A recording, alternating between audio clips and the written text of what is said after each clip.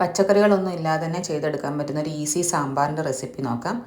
10 minute മതിയാവും. കുക്കറിലാണ് ചെയ്തെടുക്കുന്നത്. അതിന് വേണ്ടിയിട്ട് നമുക്ക് തോരപ്പരിപ്പ് കഴുകിയെടുക്കണം. 1/4 കപ്പ് പരിപ്പ് നന്നായിട്ട് 3-4 പ്രാവശ്യം കഴുകി കുക്കറിലേക്ക് ചേർത്ത് കൊടുക്കാം.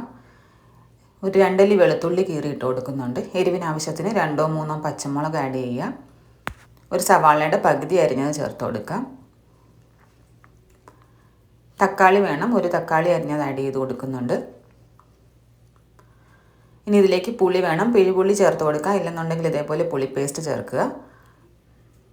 അതിനുശേഷം ടേസ്റ്റിന് ആവശ്യത്തിനനുസരിച്ചിട്ട് ഉപ്പ് ചേർക്കാം. 1/2 ടീസ്പൂൺ കായം ചേർത്ത് കൊടുക്കുന്നുണ്ട്. 1/4 ടീസ്പൂൺ മഞ്ഞൾപ്പൊടി ആഡ് ചെയ്യാം. 2 സ്പൂൺ സാമ്പാർ മസാല ആഡ് ചെയ്ത് കൊടുക്കാം. കളറിന് ആവശ്യത്തിന് കാശ്മീരി മുളക് പൊടി 1/2 സ്പൂൺ ആഡ് ചെയ്യുന്നുണ്ട്. ഇനി ഇതിലേക്ക് ആവശ്യത്തിന് കറിയുടെ കൺസിസ്റ്റൻസിക്ക് വേണ്ടതുപോലെ വെള്ളം ചേർത്ത് കൊടുക്കുക. ഞാനിപ്പോൾ ഈ നിരപ്പ് നിൽക്കുന്ന രീതിക്ക് വെള്ളം ചേർത്ത് കൊടുത്തിട്ടുണ്ട്.